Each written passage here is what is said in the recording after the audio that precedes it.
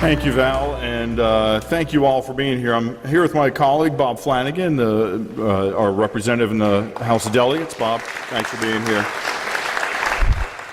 Bob and I have worked real closely on a number of things, and he carried some legislation to Annapolis to address some of the issues that we're having here that required state interaction, and we appreciate those efforts. Thanks, Bob. I'm here really just to thank you. It's been an amazing time over the last year. You all have experienced it in real time, and I know a year seems like a long time, but I think for many of us, it's both a very long time ago and not long enough, right? So a couple of things I just want to say. We've got a lot of work ahead of us, and this is the beginning of that phase that brings us to a new realization of what Ellicott City, the historic district, can be, realizing the greatness that we know exists, and that this horrible opportunity that was presented with us, this effort will bring us toward that direction. Also, a brief warning, many of you might know that I was out of town last year when the flood occurred. I'm just warning you, I'm going back out of town in August, so you might want to put the bags out, because the last 2 times I left the area, there was flooding. So, in all seriousness, you're going to have an impact on the future of our great community by your participation here, by all that you've done to get us here to this point. A lot of organizations that have experienced and witnessed an event like we had in July are amazed by the progress that we have made in the 1 year's time. It is because of the efforts that you all have made. The role that we play is simply facilitating the energy and passion that you have for this community, and this is, again, just another step in that process. So I'm honored to represent you. I am grateful for the work that you're going to put in tonight and over the coming months and years. And with that, thank you and have a good evening.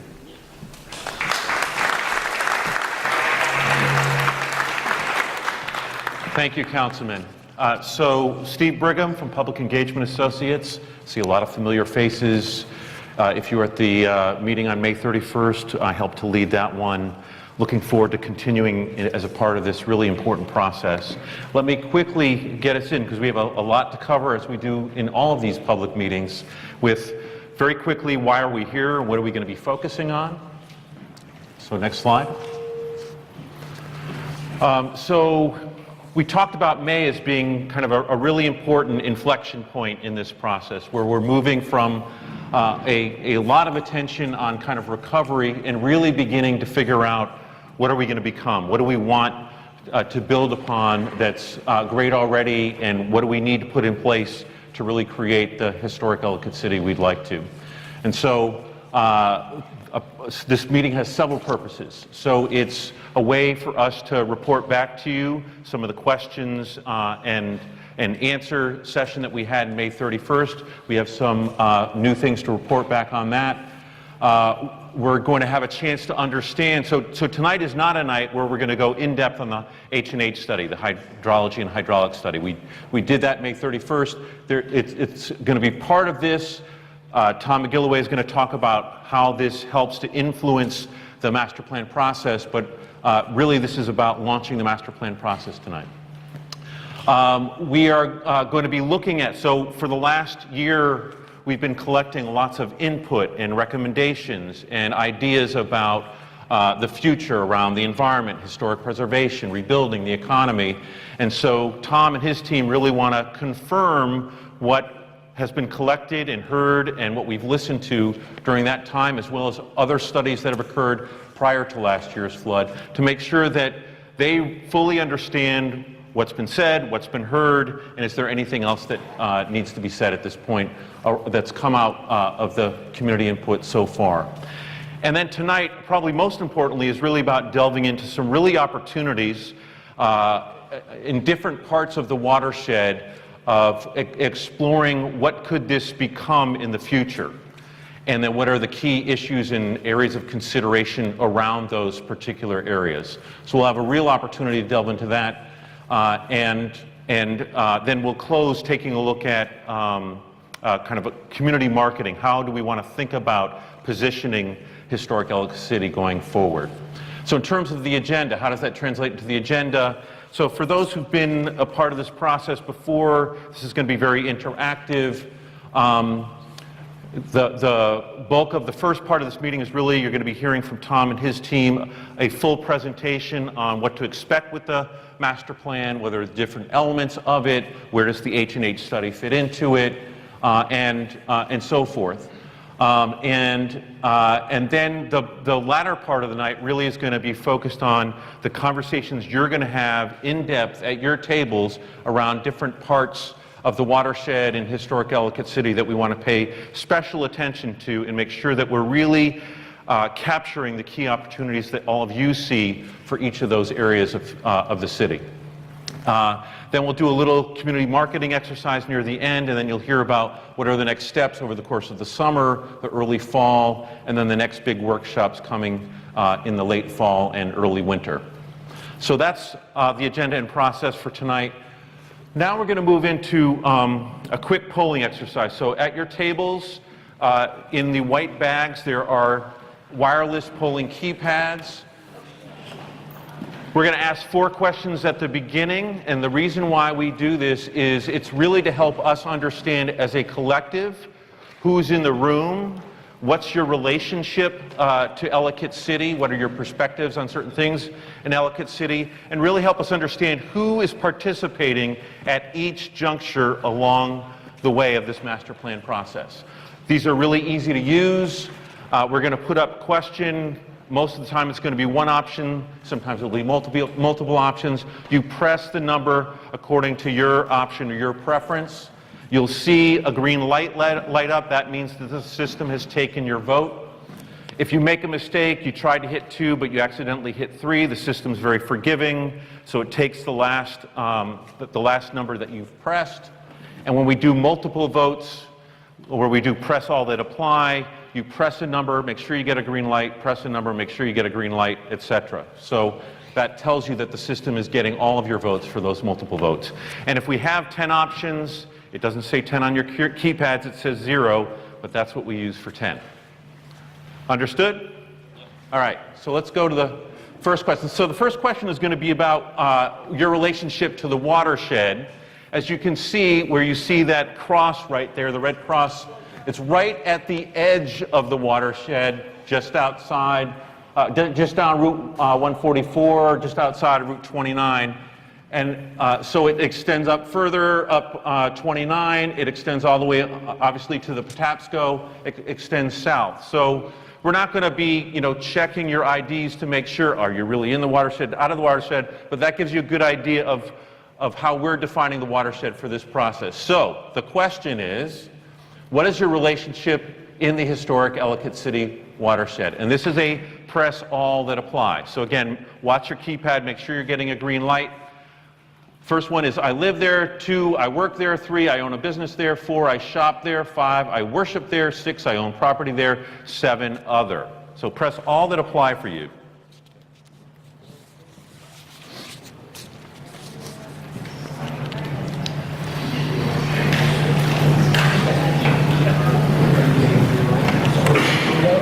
Now, Kate said, because we don't have the music tonight, I've got to sing songs, but I'm not going to put you through that. All right, everyone have a chance to vote? All right, let's see the results. All right, so the top one, 74%, 3/4, I shop there. 39%, almost 40%, I live there. 33%, so a third of you own property there. And then a mix of other things, but 41% is other. So help me out, let me hear a few things about what are your other relationships that you don't find up there. Recreation. Volunteering. Historic preservation. Any others? Restaurants, all right. It's not just I shop there, it's I eat there, right? All right, great. Let's go to the second question. How long have you lived, worked, or regularly visited, which means shopped, dined, worshipped in Ellicott City? 1, I don't live, work, or regularly visit. 2, less than 5 years. 3, 5 to 10. 4, 11 to 20. 5, more than 20 years. And this is just press 1. This is not a multiple vote. All right, everyone get a chance to vote? All right, let's see the results.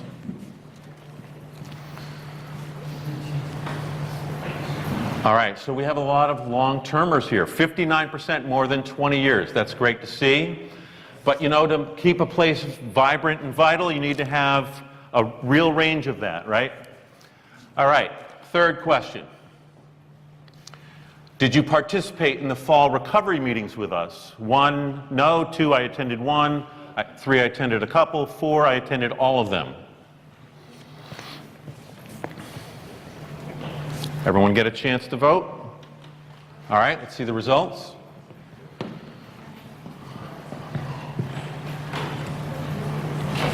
All right, so a third of the people were not involved. The other 2/3 were involved, including 28% that attended all of them and more. So great to see that you keep on coming out. Obviously, you all see how important this meeting and all of these meetings are. And then I think we have one final question here. Right, I think Val already asked this informally, but I'm going to ask you formally. Did you attend the May 31st session with the H&H study? All right, let's see the results. All right, so about 60% yes, 40% no.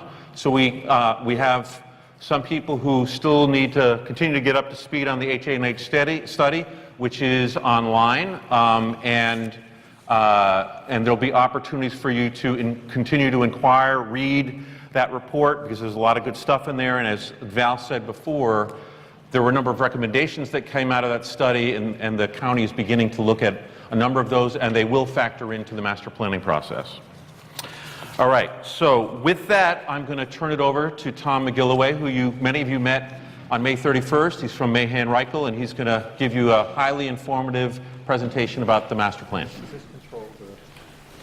Yes, to change the slides. Just press the one to the right.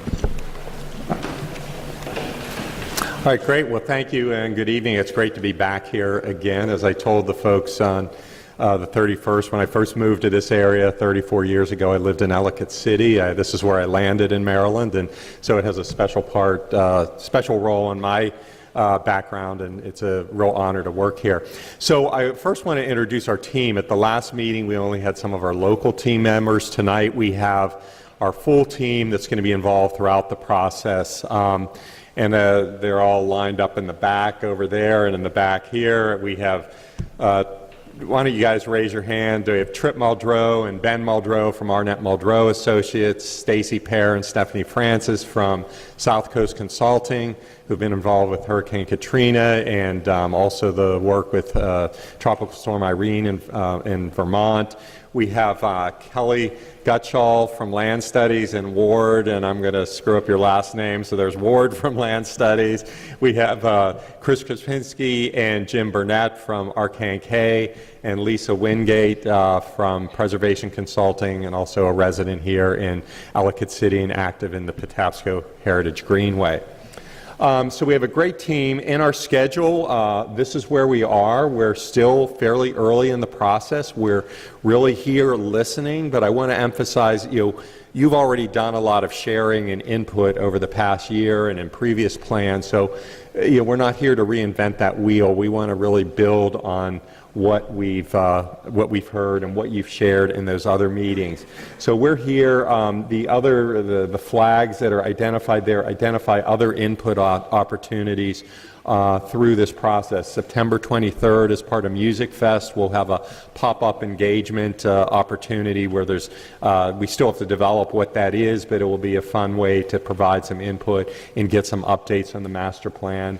And then the big sessions will be in November, the week of November 13th, and then in January, and that's where we'll be coming back with some alternative scenarios to start to look at options and what the different impacts are, and where we start to weigh some choices. We're not doing that tonight, but that will be in the November and January. March will be the draft plan, and then May will be the final plan. So framing the master plan, again, want to emphasize that this is It's not just dealing with flood mitigation and flood issues. Those issues in the H&H study will inform the plan, but we're going to be doing, looking at economic development, physical planning, some land use and policy related issues, transportation, parking.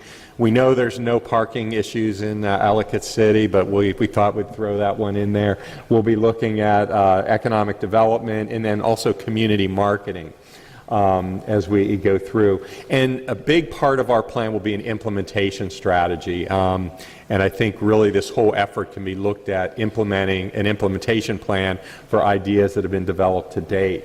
Continuing to frame the master plan process. This is an ongoing process. It's iterative, so we don't have all the answers at any one point in time. It's building on the efforts to date, as I already said, and it's really seizing the opportunity to make Ellicott City better. And from all the communities we've worked in, that Stacy and Stephanie have worked in, that have had disasters facing them, these communities have all seized the opportunity to make them better than not just returning to the status quo, but taking the next step and being better. The focus is in implementation, both short and some easy things that can be accomplished, but also longer range, more difficult things to accomplish. And then developing that game plan and using some of these other studies, the H&H, the Army Corps plan that will be coming out in the next couple months, and how they're informing this effort. So one of the things, I wanted to touch a little bit on the May 31st input. We had Kate and Caritza from the county have really taken all the comment cards. I don't know how many comment cards there were, but there were quite a few. They've compiled all that data, those comments, and we have a several-page list of that we're using, so we keep that input in mind. A couple things that have come up. There are comments related to the H&H study. The county is still reviewing that study and the report and absorbing that. They'll be posting responses to some of the comments and questions related to the H&H on the website in the near future. Some of the things related to the master plan, we can comment on, we have some responses this evening for some of those.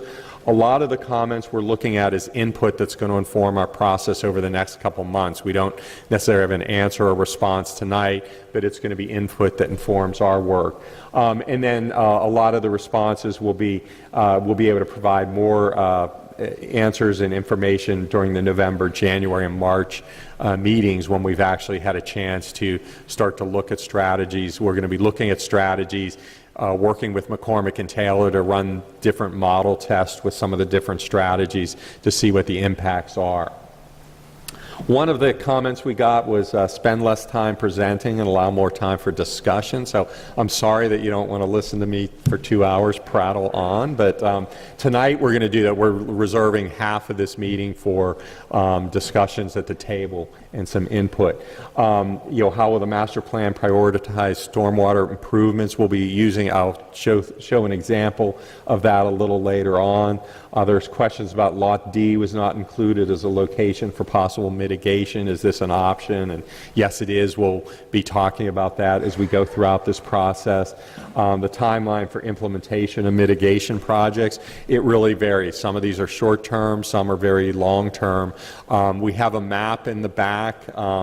And I don't know if it was one of the handouts, but we have a map. It shows dots of completed projects to date, and you have a list with the status of several projects the county has already either completed or in process.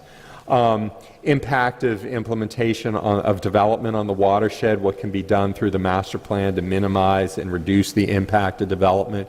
We'll be looking at that too, related to a policy and different strategies.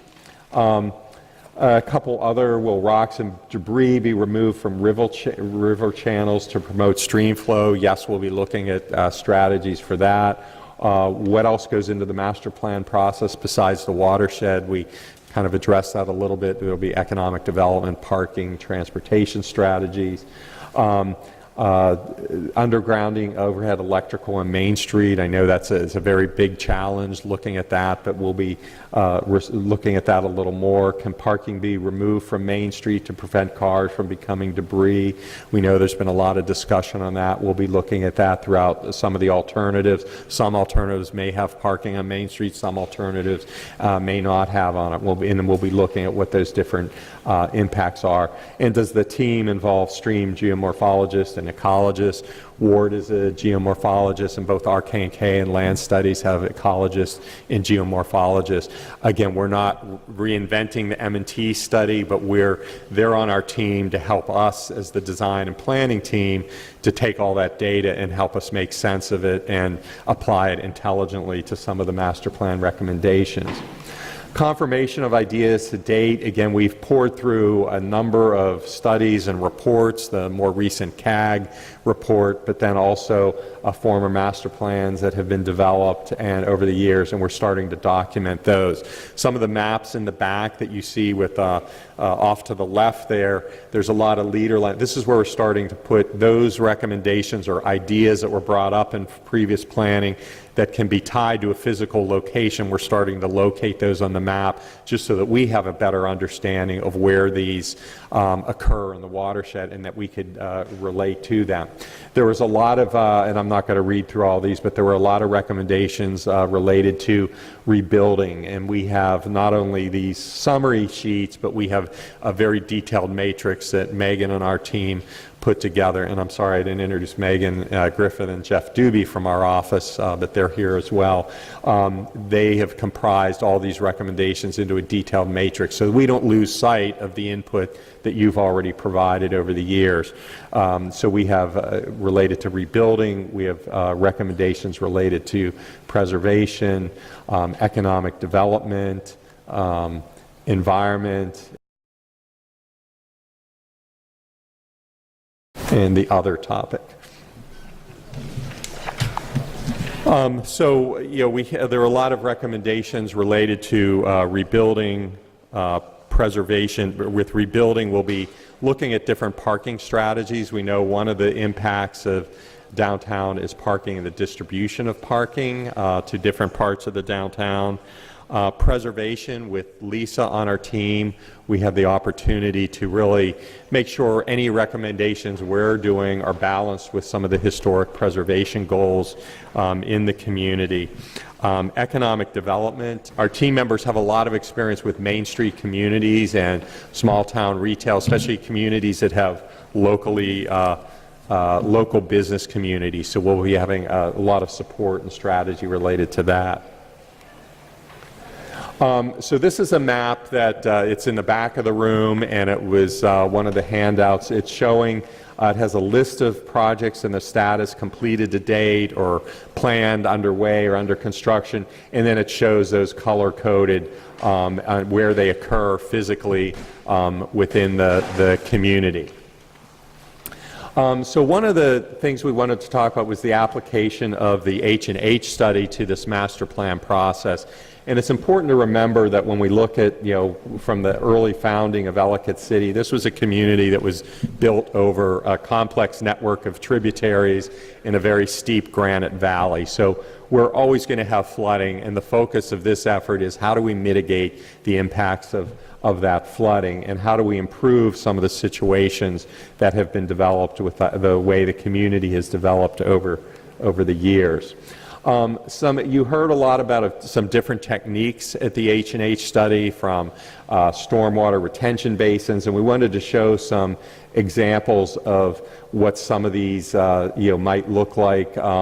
To the left is actually a debris catchment basin where, you know, some of the issues are debris that washes into the streams and the tributaries and cause blockage, so they may be incorporated into the watershed. We have stream bank stabilization and different examples from our team members, RK&K and Land Studies, of implementing those techniques. We have stream restoration before and after. And is there a way we could dim the lights more? Some of these images aren't showing up that well. Stream restoration. Also floodplain restoration. And while we don't have any large flat floodplains like you see in this example here, there are at a smaller scale maybe some opportunities to restore some of the floodplain and channel the channel width. Thank you. And then also where we have bridge widenings or we have constrictions of the stream, opportunities to where we could widen that stream channel to create more channel capacity, and some different examples of those techniques. And then also we heard a lot about underground pipe farms and storage, and ideally these would be opportunities where you can get usable space, whether it's open space or parking on top of that. Some examples on the right and left where at Towson University, where underneath these green spaces and quad spaces are underground stormwater storage. And then in Frederick is actually underground conveyance. Underneath these walkways are actually conveyance channels for storm flow. And then we might be also looking at, there might be situations where you have to look at repurposing structures that are in floodplains. And this is in Greenville, South Carolina. This is, I think this is a warehouse that it's in the floodplain, so it couldn't be occupied for use, but the historic structure has been maintained and it's used as an event venue in the community. So there may be some repurposing for some key structures that might be prone to a lot of repeated flood damage. These are all things that these aren't necessarily definite solutions, but we'll be looking at those as we look through the process. The H&H study really provides a good macro level look at the dynamics of the stream valley and the community, but as we move further we're going to need to divide it into smaller reaches and looking at each section of the stream, because the problems and the solutions in each section of the stream are going to be different. And this is just a conceptual plan. These aren't necessarily the way we would divide the reaches, but we want to look at this in a much more micro level as the solutions are going to vary from section to section. And the example I want to use is in what we're calling Reach 4, where we have parking lot F, parking lot D, and parking lot E. And so this is just a sample project. This is not, we're not saying this is what we're recommending doing, but it's some strategies that we might be looking at based on our walkthrough on the site. So we heard a lot in previous reports about improving Lot D. This improvement, we've heard ideas of just improving the landscape, the park layout, maybe creating more open space, but we also heard ideas of structured parking, or maybe there's some infill development there. So regardless of what happens in Lot D, we need to understand a bigger relationship around Lot D. So we look at the aerial photograph of Lot D at the bottom, Lot F at the top. It's really a great space. We know there's a lot of events that occur in Lot D. From the H&H study, we saw the purple areas again, I believe that was 8 feet or deeper was the water. Red was 6 feet or deeper. So you could see that the impacts of Lot D and Lot F were very significant, and where it goes, the water flows underneath Lot E and underneath the brew pub and underneath La Palapa into Lot D, that's where a lot of the overflow occurred onto Main Street and running down to Main Street. And we got to look at what are some ways to keep the water in the channel or redirect it back into the channel and get it off of Main Street. So as we look at this, the surface parking lots, they're some of our biggest opportunity sites. They're not constrained by existing buildings or historic buildings. So when we look at this, we want to look at what's happening around this whole area. You could see some of the photos at the top. We have some very sharp bends in the stream, so we have some very extreme forces of the water on those bends.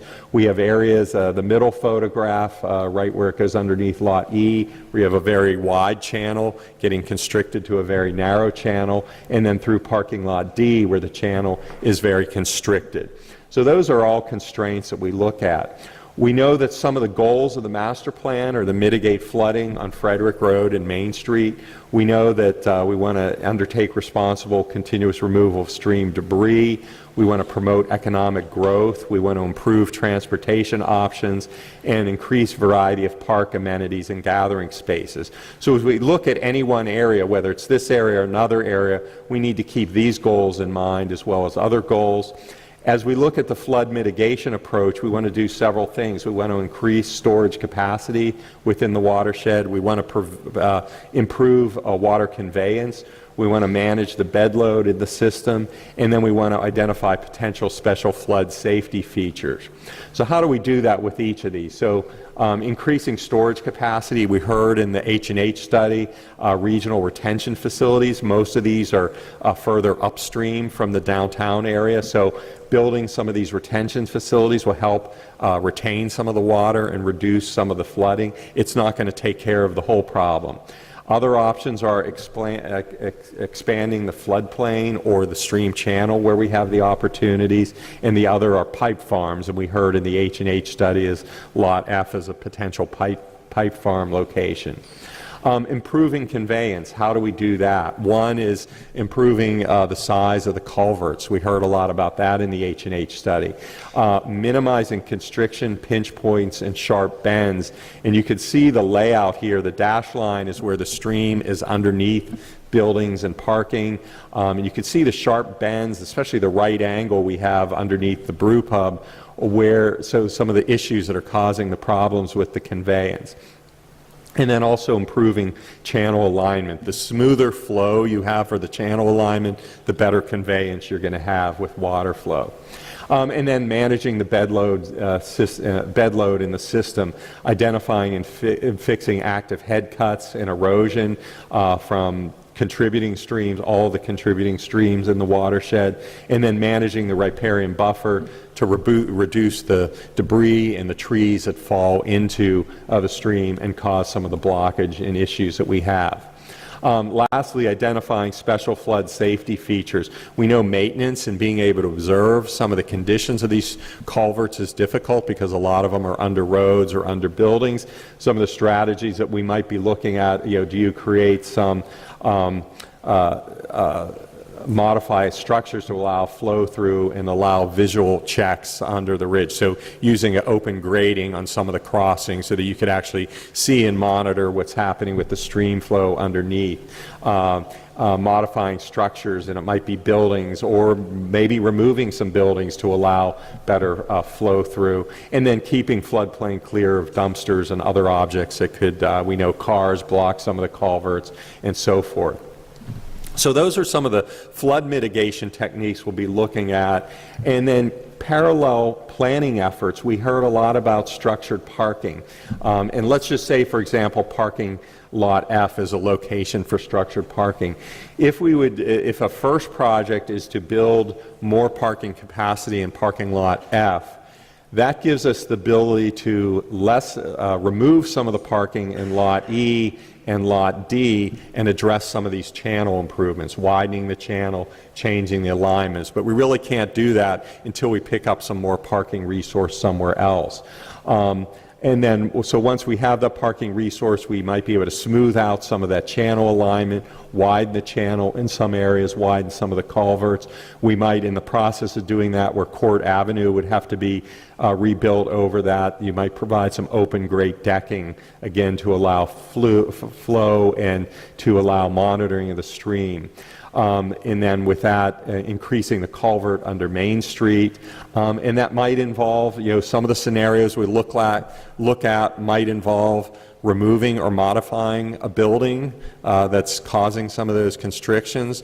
Another option might be looking at keeping the building in place, but then understanding what are the drawbacks or what are the give and take with each of those different solutions. And then as we get down to Lot D, again, by building some more parking resources, whether it's in Lot F or somewhere else in the community, that might allow parking Lot D to add some of the open space that we heard a lot about, expanding the stream channel, and there might be additional structured parking there or some other kind of development, or it might just be open space and surface parking, but with an expanded channel. So you can start to see how the interrelationship of these decisions, and I think some of the frustrations we know, there's been a lot of planning done over the years, and we've heard a lot that, well, there's been a lot of plans, but none of these things are getting done, or a lot of things aren't implemented.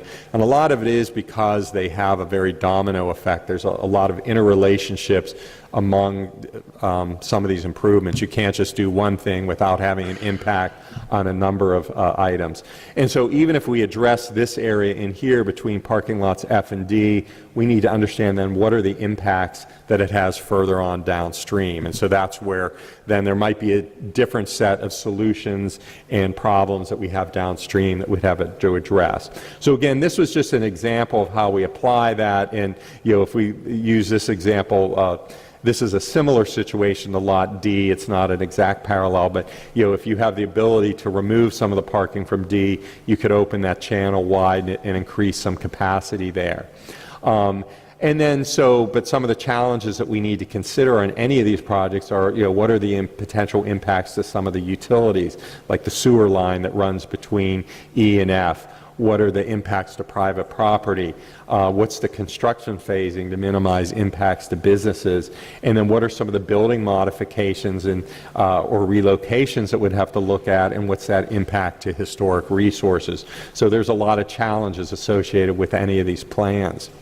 We'll also be looking at some much simpler projects. Another example is in Lower Main Street. This was a wall that was built, the improvements that have been done to date was to get the town up and running again and make repairs. A lot of these, or most of these, are really viewed as temporary repairs until the master plan can inform what's the right way to do it. In this example, we need the barrier for pedestrian and vehicle protection along the culvert, but that concrete wall prevents water from being able to flow down into the channel. So our recommendation would be, the ultimate plan for this would be to open railing system that allows that water flow to flow into the channel. So this is a very kind of concrete or tangible example that doesn't have a lot of impacts or domino effects on other projects. So we'll be looking at the whole range of solutions that we could have in the plan.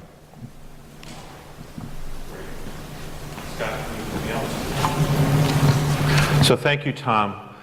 We are going to be moving into the table exercise that both Tom and I referenced, but first we have a short window here for you to ask questions, probably about 7 or 8 minutes, so we can only handle so many, but because we want to make sure that you get a lot of time at the table to really discuss things in greater depth about opportunities around the watershed. But if you do have a question related to what Tom has just presented, we'd like to ask you to come up to the standing mic right here, and if we have a few people, if you just stand in line and wait your turn. So go ahead, Ken. Okay, Tommy, you hit a trigger point with me on the parking lot F, which, as everybody knows, is filled with historic artifacts and features.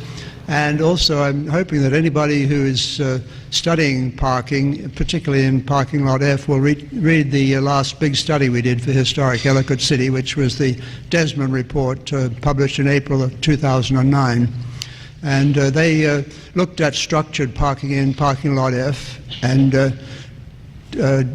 discovered that it cost $25,000 per extra space, per new space, to put in a structured parking lot there. And I would say if you read the Desmond report of 2009, that you'll conclude that putting a structured parking lot in parking lot F is A, undesirable, B, impractical, and probably unnecessary. We have the Desmond study. We've been reviewing that, but I do want to emphasize again, we're not saying that's the solution to put a parking structure in F. We're using it as an example to show how, wherever a structure goes, there's a lot of impacts. There's a domino effect of impacts. So we appreciate that input, and at this point, we're not saying that's the solution. Okay, Thank you. Other questions?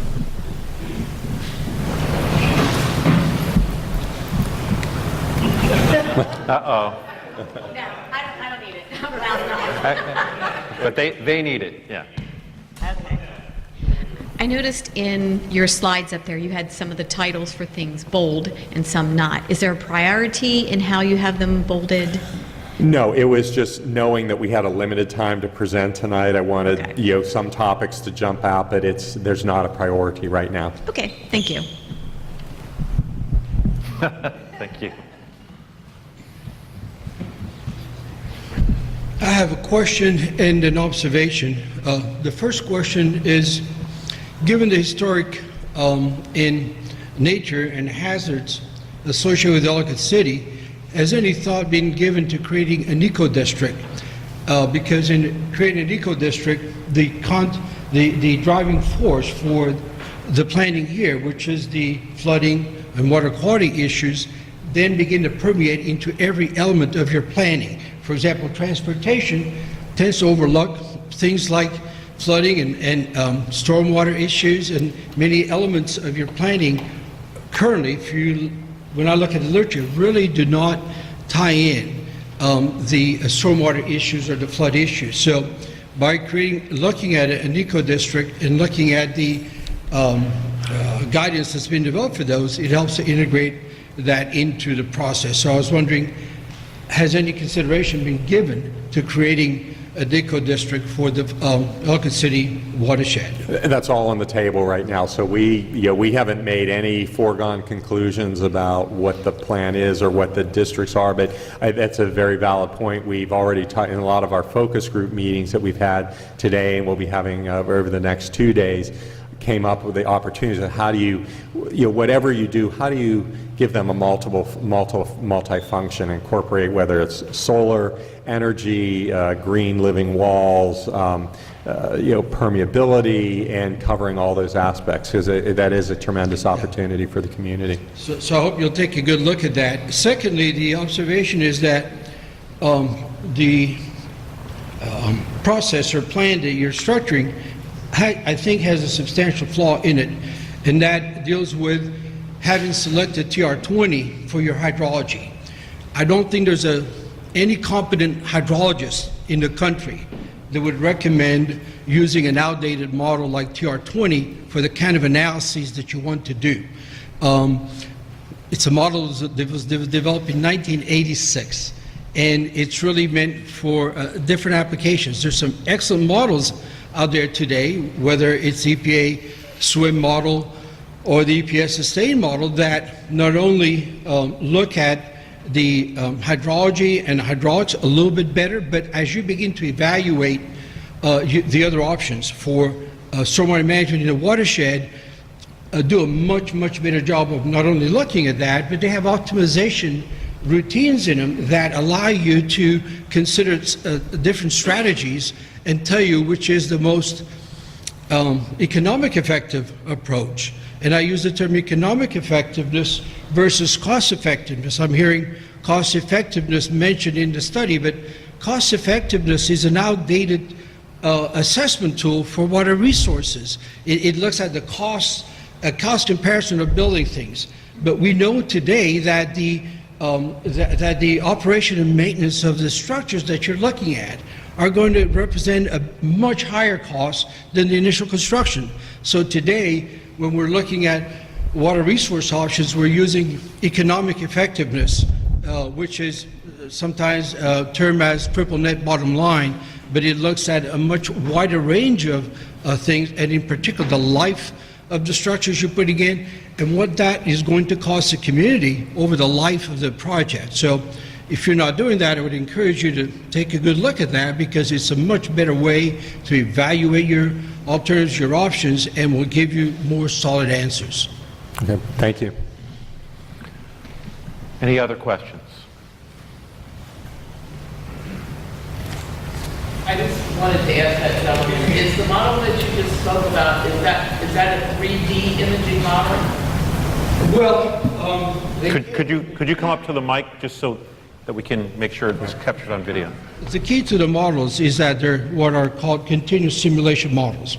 So they'll take all the rainfall data that's available, and they can look into the future. And because they look at real data, the TR20 uses synthetic models, single source models. So it's okay for simple work, but not for something like this. The value of this study and of the work involved is pretty significant. So when you're looking at continuous simulation models, you find that TR20 is very conservative and over-predicts things. So you build bigger structures than you need, and that aggravates the flooding problem when the flooding comes. So it really, you talk to any hydrologists you like, and they're going to tell you, you really should be looking at continuous simulation models like SWIM or SUSTAIN. Great, thank you very much. All right, so we are going to move to the table exercise where we're going to spend most of the rest of the evening. So I'm going to set it up for you, and then I'm going to ask Tom to give a little more context and detail about the specific sites and what we're really looking for here. So next slide. So you may have noticed on your table there's a little tent card here that lists the three major topic areas that one half of the room versus the other half of the room will be tackling tonight. We have 8 topic areas that the master plan team really wants significant ideas and input on, and we know that not every table, no table can probably do 8 topics in 40 minutes. So we're going to assign you 3 each, and then we're going to add 2 that everyone's going to address. All right? So, and what we're looking for you to do is in the topic areas that you've been assigned, and yes, there's a handout here that we'll reference in a minute. We're asking you to identify other important opportunities for each of those topic areas. Or, conversely, you can confirm or reaffirm some of the existing opportunities that are listed for those topic areas. And we're also wanting you to identify for that topic other key issues that we need to consider as we think about what to do for each of those sites. And so, next slide, please. So this half of the room is going to be assigned Patapsco Riverfront, the courthouse site, parking lots D and F. There's a map of this at your tables. This half of the room is going to be focused on West End, streetscape and public spaces, and the former Roger Carter site. And all 12 tables here are also going to be asked to look at this issue around development in the watershed and any other wildcard ideas that don't fit into the topic areas that you've been asked to address. So each half of the room will be addressing 5 topics in 40 minutes. So you're not going to be able to go into great depth for each, but we want to capture your best ideas around opportunities and issues to consider. Tom? Yeah, and so we picked these topics because in a lot of the background information we reviewed, we saw a lot of differing ideas for these different sites, so we wanted to delve a little deeper. It will help our team as we move forward to understand what we need to take into consideration, what's important to you with each of these sites. And since we know we have a limited time this evening and we can't cover every possible topic, that's where we put the wild card. So that wild card, it doesn't have to be a physical site, it could be a programming issue. It might be related to having more events in Ellicott City, or it might be a policy related about what have you, or business assistance and things like that. So the one map that you have at your table, it shows those sites that can be tied to a physical location are shown in the different color areas. We have the West End area, the streetscape and public spaces. That really applies to anywhere in Ellicott City, along Main Street and Frederick Road. We have Lot D and F. We have the former Roger Carter site, the courthouse site, including the parking area associated with that, and we have the Patapsco Riverfront. Now, some of your responses might be, we just want to keep it the way it is. That's fine, but if that is your response, we'd like to know, well, why is that? What are the important issues that you feel it's important to keep the way it is? You also have on your table, and your facilitator is going to pass them out, a chart that looks like this. You'll have, so you have the topic area, and for example, the courthouse, buildings and parking areas. In parentheses, some of the ideas we've heard to date was, that could be a boutique hotel, it could be mixed-use residential. Whatever happens there, we need to do better stormwater capture, or there might be other ideas. Again, we're not saying these are the ideas for the site. These are ideas that have been brought up in previous plans or some of the CAG process. So your middle column is the opportunities. What are the opportunities that you think are important for that site? It might be, if you agree with some of them that brought up before, you could focus on that, or if you think it should be something different that's not listed, please let us know. And then the third column is what are some of the issues that you think are important to consider regardless of what happens with that site. What do we need to consider? And the last gentleman's comments were perfect with parking lot F, that there's archaeological resources, historic resources around there, and for a number of reasons structured parking would be difficult there. So help us to understand the issues that are important for each of these. Yeah, and then just an example of filling it out. And these don't have to be laborious explanations. They could just be bulleted, whatever the use are, and then what are the issues associated with those. Great. So you have 40 minutes for this task. Allocate your time strategically because we're going to ask you to tackle 5 different things over the course of your conversation. At the very end of this, there will be a report out where we're going to ask you to identify a couple of key ideas from only 2 of the areas that you've been asked to cover.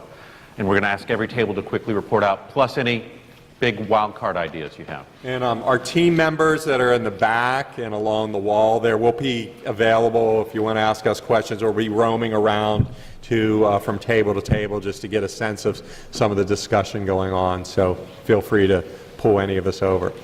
Great. So we look forward to seeing what ideas you come up with.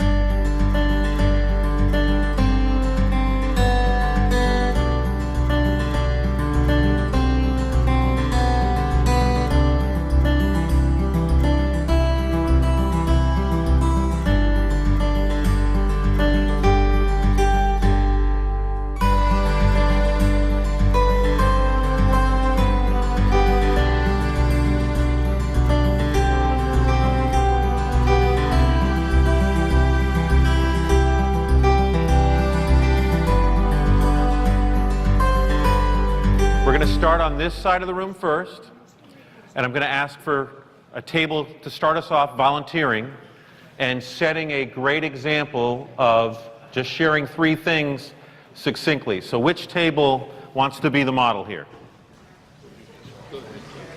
Come on, where are the hands? You guys were having great conversations. All right, Beth.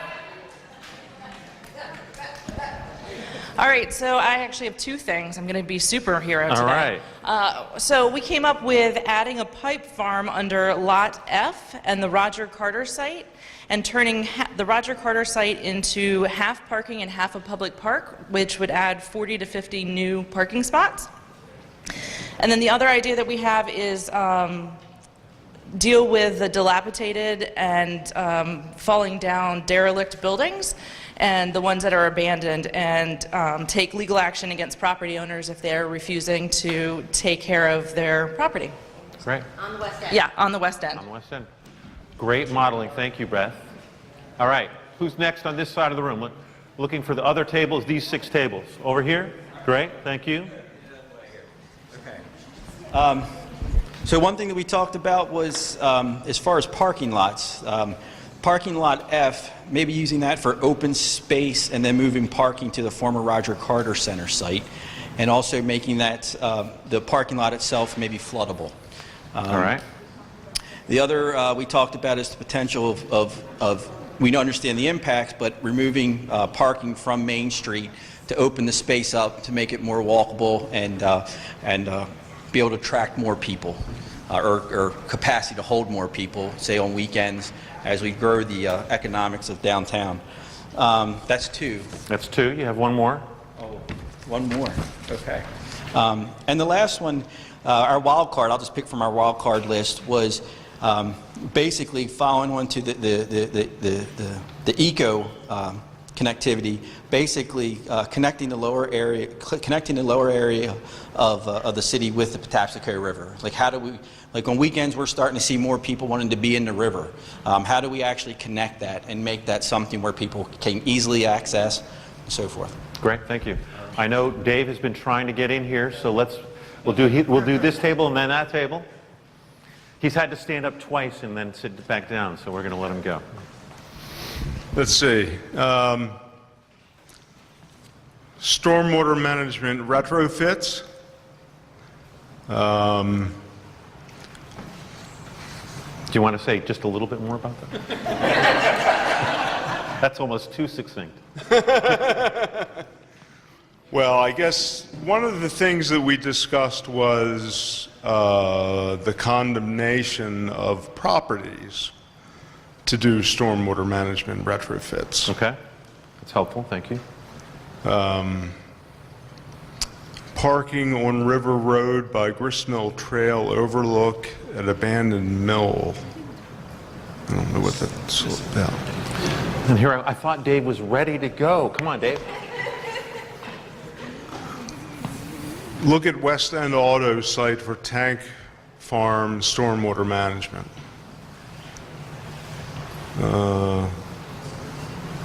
What's that say, Joe? It's good enough. That's good enough. All right, thank you. Wait, that wasn't 3, that was 2. Okay, do you have a third? Yes. Okay. Yes, despite the fact that really the significant damage did occur lower down, the watershed goes all the way up halfway through Dunlog, and we need to remember the very western end of the watershed that also had significant damage, and especially because of inadequate stormwater management within that mainly residential area. Great, thank you. Over here to the left. The last two tables, get your talking points ready.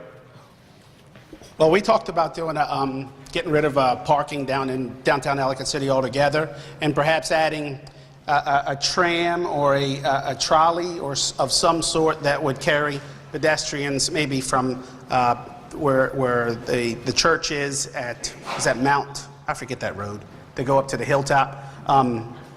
Was that? Mount Zion. Yeah, not Mount Zion. The other one down, St. Luke's.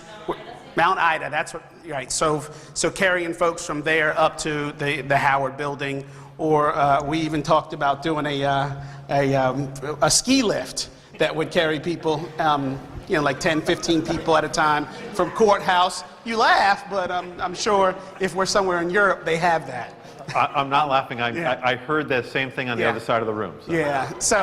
And then the second thing was for the Roger Carter Center area, doing some sort of tank farm, but not putting any sort of parking lot over. Some grasses, so there could be like a natural amphitheater that could work there.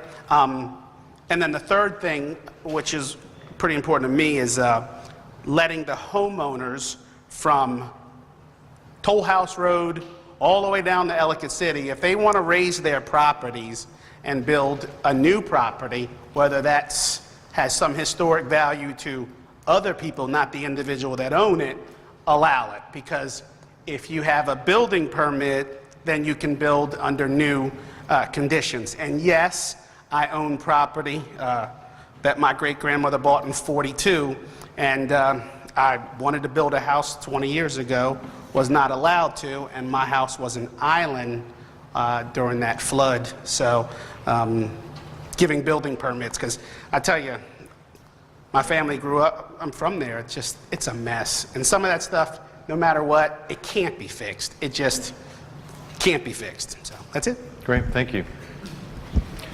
Do we have representatives from the other two tables before we move on to the other half of the room?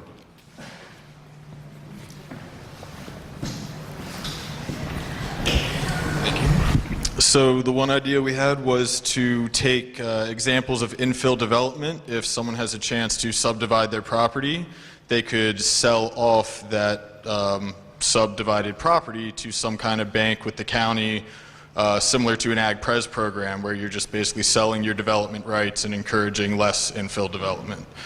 Other ideas were to make parking, or really more pedestrian access to the west end better, and to try to incentivize some level of business presence in the west end. Great, thank you. In the back. This side, get ready.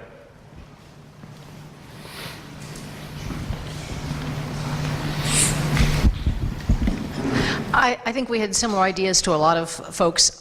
We spent a fair amount of time talking about West End Auto, which is about 100% impervious, pretty sloping site. A number of years ago, I heard the owner say they were interested in possibly selling, possibly relocating. There are a lot of parking in some of the lots, so that part of the lots could be green and stormwater capacity, and get rid of at least some of the parking on Main Street so there would be more capacity for pedestrians and stormwater and for bicyclists. Great, thank you. All right, this side of the room, focused on a different set of topics. Who wants to go first? Right here, all right. And then over here. We actually spend a large portion of our time talking about development in the watershed. And, you know, we started out with no development in the watershed, but then we revisited that, and one of the things that we'd like to see is, similar to touching on what that gentleman was talking about, is stricter legislation in place to protect what is here. And if there is going to be a removal of something old, for instance, the courthouse, that it be rebuilt with stricter confines with regards to stormwater management, flood mitigation, and the like.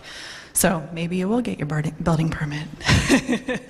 The other thing that we discussed was the removal of on-street parking, on Main Street parking, and widening the sidewalks, making it a more pedestrian-friendly community, encouraging people to use the 67 steps to the courthouse. But that also opened up a conversation about, well, how do we regain those 80 parking spaces that we just gave away? So suggested parking structure at the courthouse or the George Howard building, something along those lines. I'll just say it. We want the pipe. That was our wild card. The big one. We want the big one. All right. Thank you.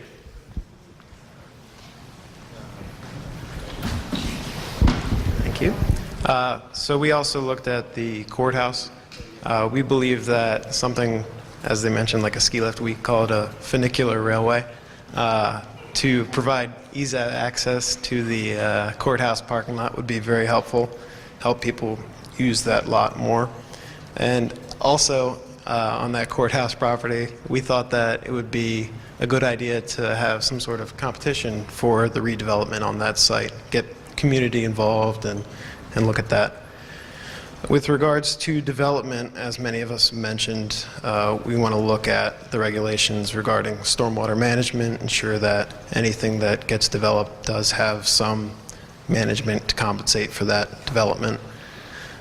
We also think that the fee in lieu should directly translate to stormwater management, and that maintenance is critical. A lot of times gets overlooked and should be addressed with very strict regulations, and county properties would be an excellent candidate for retrofitting of stormwater management to address some of the issues that the watershed has. Thank you. Great, thank you. Over here and then over there. Right here and then over by the back.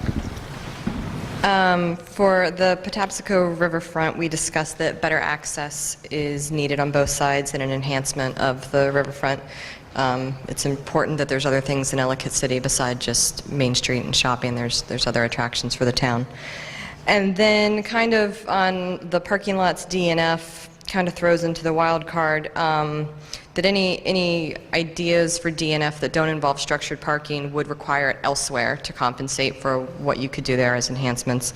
And that it's really important also to shuttle employees from somewhere else to their shops so that they're not taking up the valuable spaces for the customers. Great, thank you. In the back over by the camera.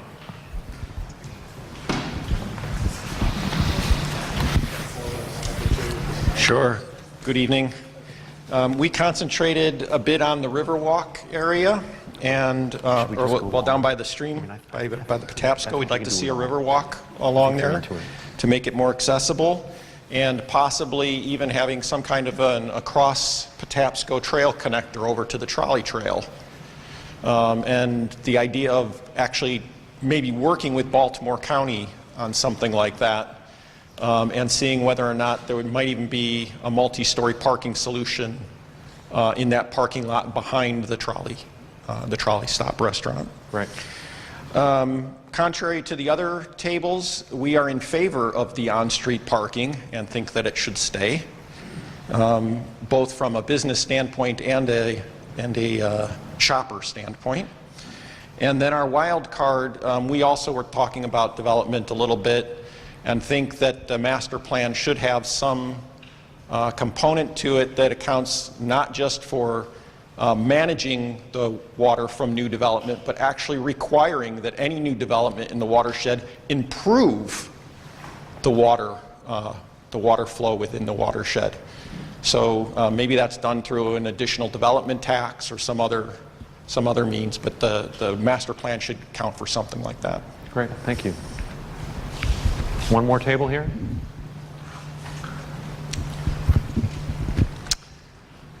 So with regards to the Patapsco riverfront, our table thinks that visual and physical access is critical to the Patapsco on the Howard County side of, and that this is a critical gateway, and that it should look like a gateway, and that views of the river and access to the river should be prioritized, and that there should be a maintenance plan for whatever is implemented there to keep it looking nice. With regards to the development of the courthouse area, everyone agreed that it's a very unique site that should be in high demand. There wasn't specific agreement on the exact type of development, whether it's residential, hotel, or other, but that it should be done right and that it's a unique site that has a chance to boost the economics of Ellicott City and to get people down to the businesses and to spend money.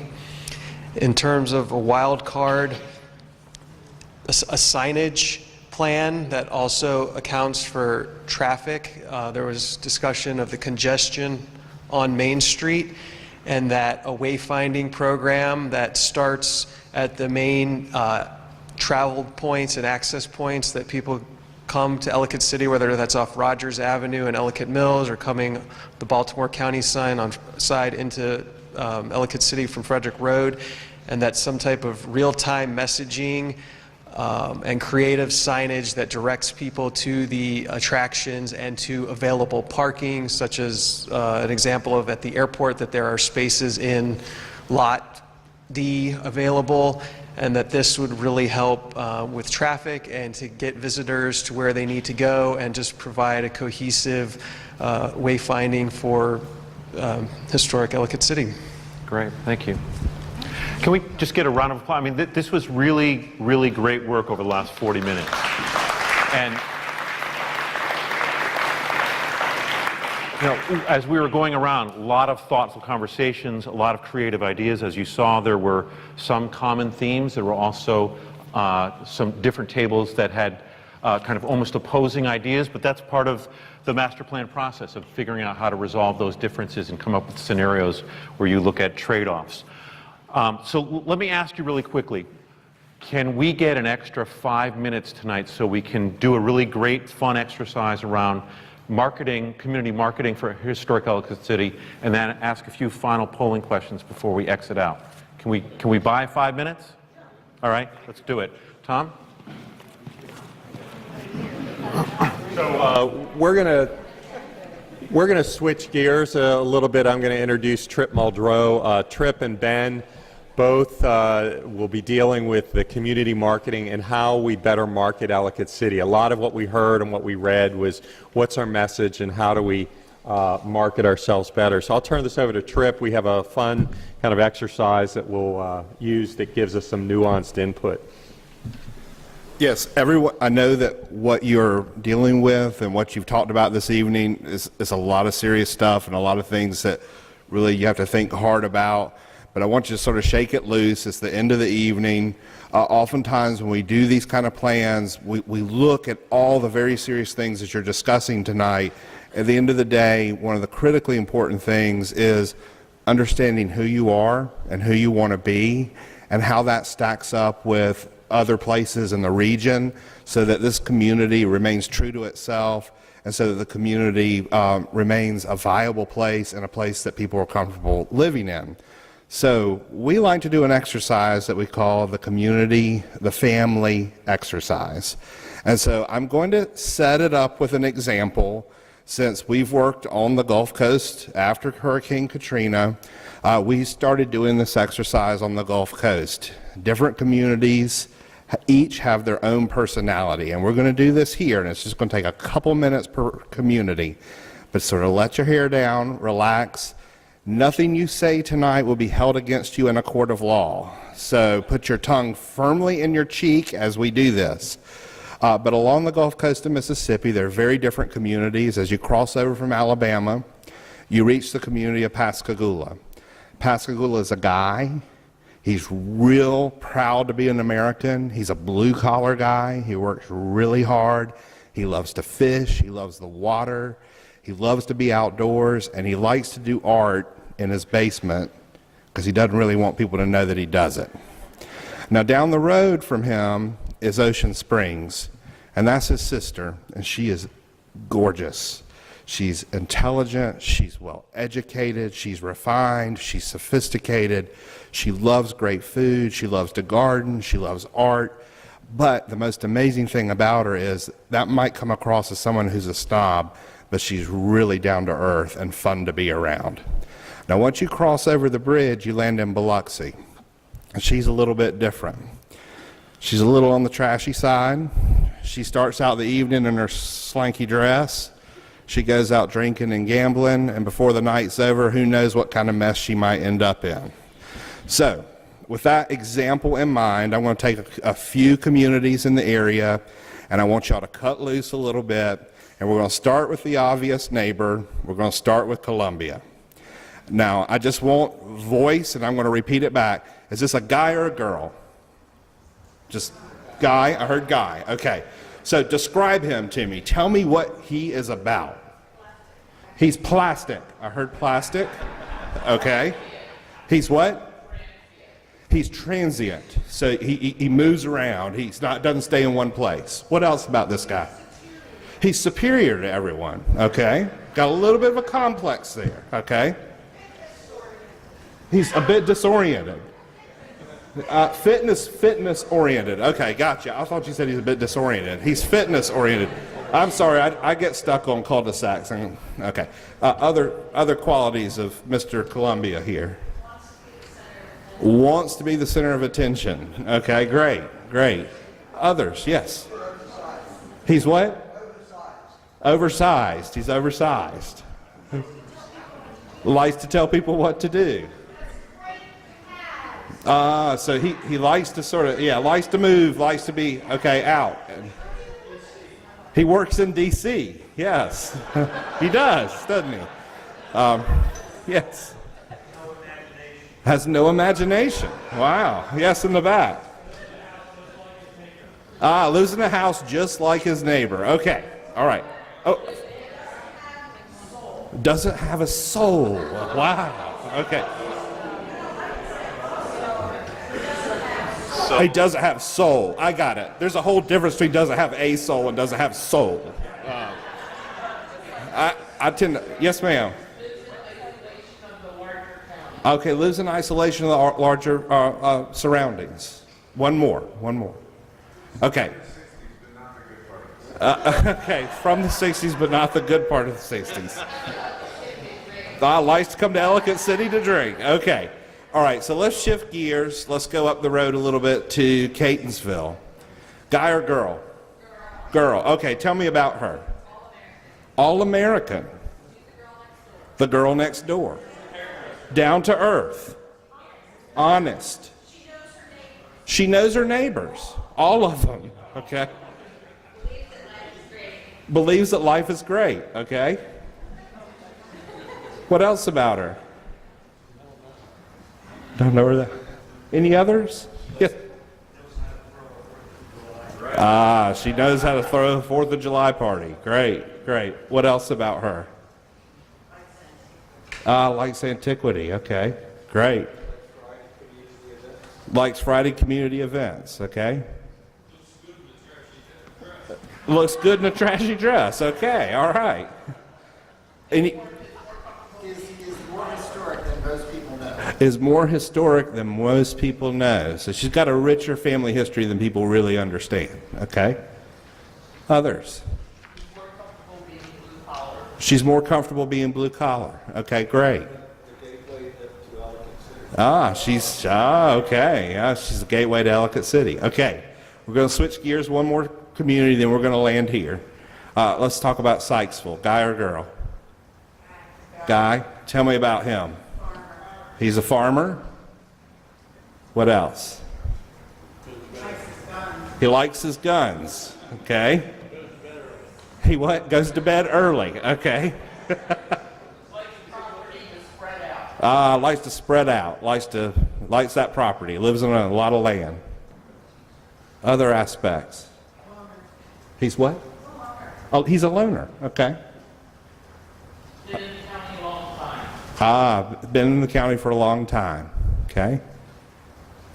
Others. Okay, here's the time. This becomes very difficult. And really, at this point, it doesn't matter, but Ellicott City, guy or girl? Okay, all right. We got that sort of. Tell me about her. She's artistic. She takes care of her neighbors. She's the what? She's the mom of the county. Pardon me? She's intelligent. She's very musical. She's supportive. She cares about what she looks like. And she looks good. For an older lady.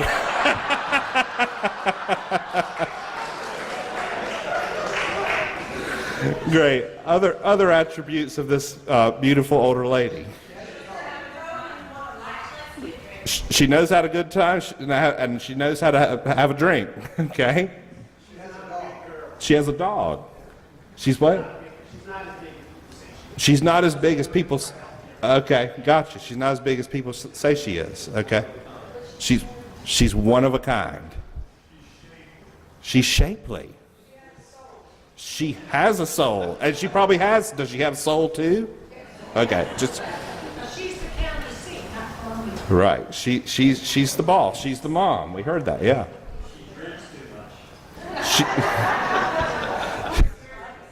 She swears like a sailor sometimes.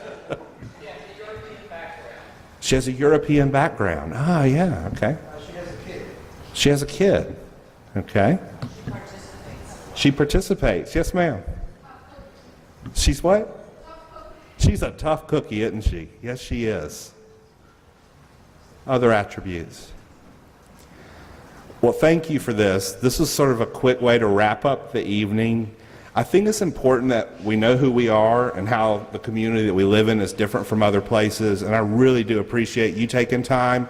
Trust that this is only the beginning. I'm going to turn it back over to y'all to wrap up the evening. Thank you. Thank you, Trip.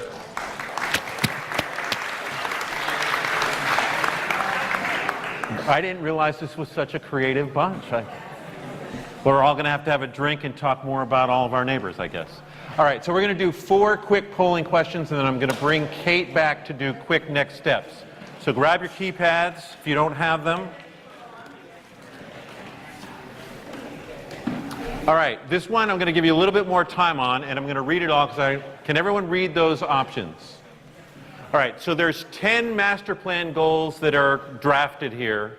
We're looking for you to choose your top 5 out of those 10. So you got to read through them all, and then, like we said before, with multi-votes, choose one, make sure you get a green signal, and do that for the rest of your 4. This is where we need the Jeopardy music. Dun, dun, dun, dun, dun, dun. Dun, dun, dun, dun, dun, dun, dun, dun, dun.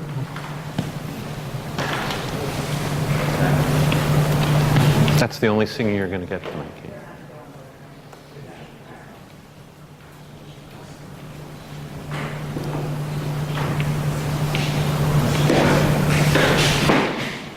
All of them clearly have importance, but we're just trying to get your sense of priority out of the 10 up there.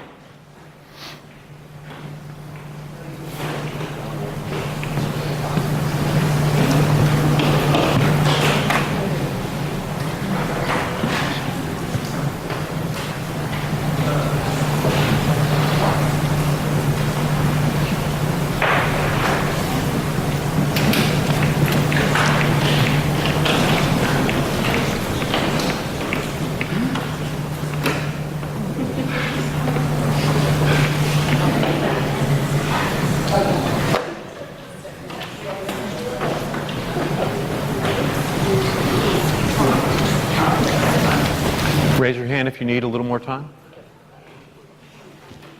One person over here.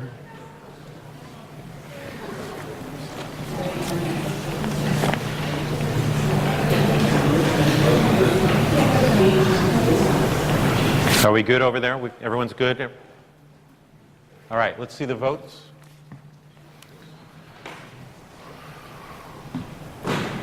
All right, so as you can tell, it adds up to more than 100. So the top one is number 2, 72%, mitigating stormwater for riverine flooding. Next at 58%, number 4, promoting economic growth and revitalizing Main Street.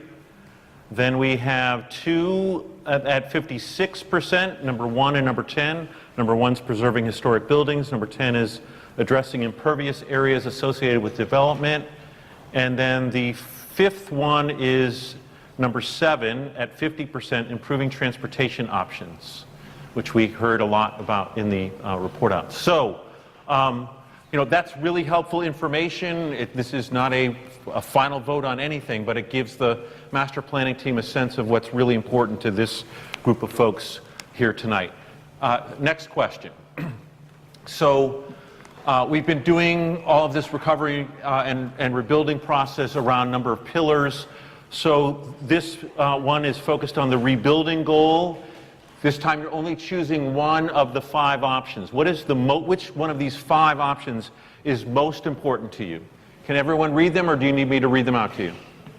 Read them out? All right. 1 is incorporate design features and quality materials for all new buildings. Number 2 is emphasize, in quotes, high-touch streetscape materials like wrought iron fencing, brick sidewalks, cobblestone alleys. 3 is to create continuous connections to Old Ellicott City for pedestrians, bicyclists, transit riders, and people arriving by car. 4 is to add landscaping and other streetscape amenities along Main Street. And 5 is to increase the variety of park amenities and gathering space. Can you explain for more continuous connections to Old Ellicott City? Do you mean within Ellicott City or to peripheral areas? Tom? Can you? So the question is, what do we really mean by number 3?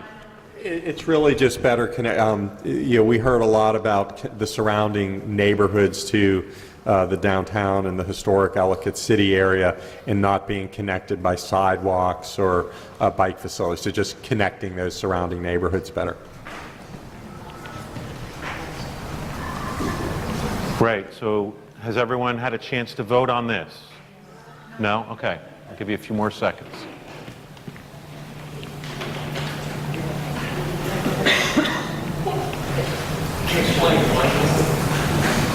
Number 1. Tom, why don't you stay up here? Let's do this really quickly, because... And these were some of the goals that came out of the CAG process. And number 1, that any new development or new buildings that occur, there really has to be an elevated design, high quality design features, high quality materials in that development, in those new buildings. All right. Let me give you 10 more seconds, because I do want to get us out of here. Do your best in casting which one you think is most important here.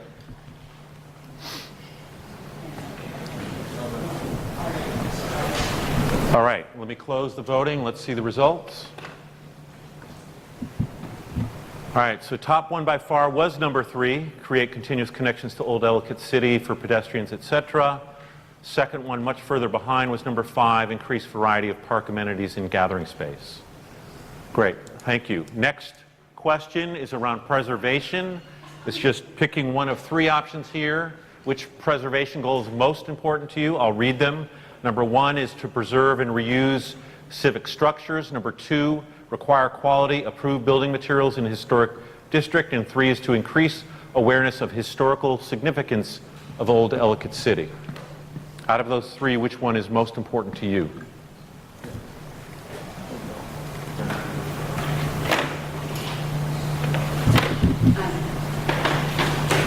Anyone need more time? All right, let's see the results.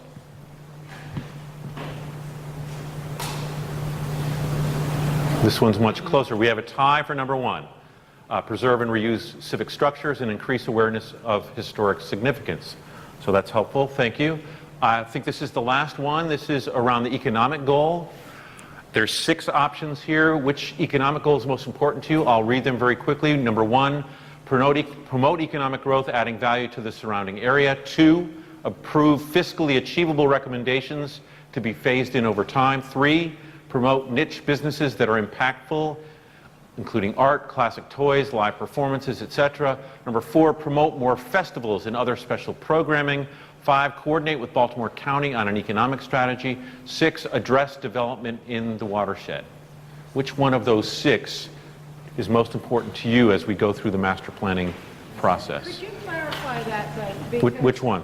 it says number 6 in particular. An economic goal usually implies additional development. I mean, you wouldn't have an economic goal of limited development. Yeah, so addressing, it could be any factor of addressing, it could be like for sites that were developed prior to stormwater regulations, if they're redeveloped, that they're redeveloped in the proper way with either required or above required stormwater requirements. It could be any aspect of addressing development in the watershed. I didn't call that an economic goal. I think that was more of an environmental goal. Okay. All right. Anyone need more time? All right, let's see the results, and then Kate, if you can get ready to come. Oh, okay, Tom's going to do it, all right? There's one more after this, sorry. All right, so number 1 by far is address development in the watershed. All right, the rest are 16% and below, and so the last one is environment goal. All right, this one has 6. Create a responsible SWN mitigation, that's stormwater management, that is able to be phased in over time. 2, create views and access to Patapsco River. 3, mitigate flooding on Frederick Road and Main Street. 4, provide floodproofing requirements. 5, achieve proper refuse disposal in Ellicott City. And 6, undertake responsible continuous removal of stream debris, both in private and public property. Your top environmental goal out of those 6. Anyone need more time? I'm sorry? Which one is all of the above? Right. All right. Let's see the results.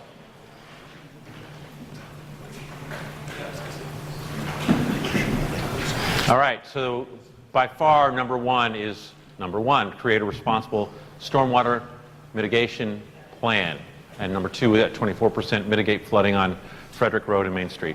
Great, so again, this is all very helpful for Tom and his team going forward in the next few months, and he's going to give you a snapshot of what the next steps look like. Yeah, well, thank you very much. This has been great. Real quick, our next public input, our team's going to be here over the next 2 days. We're going to be meeting with different groups, focus groups with retail merchants, other preservation groups, and environmental, and so forth. September 23rd, we'll have a pop-up event. You could look at the county's website. That will give more detail of that. That will be tied into Music Fest, and that will be an opportunity to give some more input in an informal way.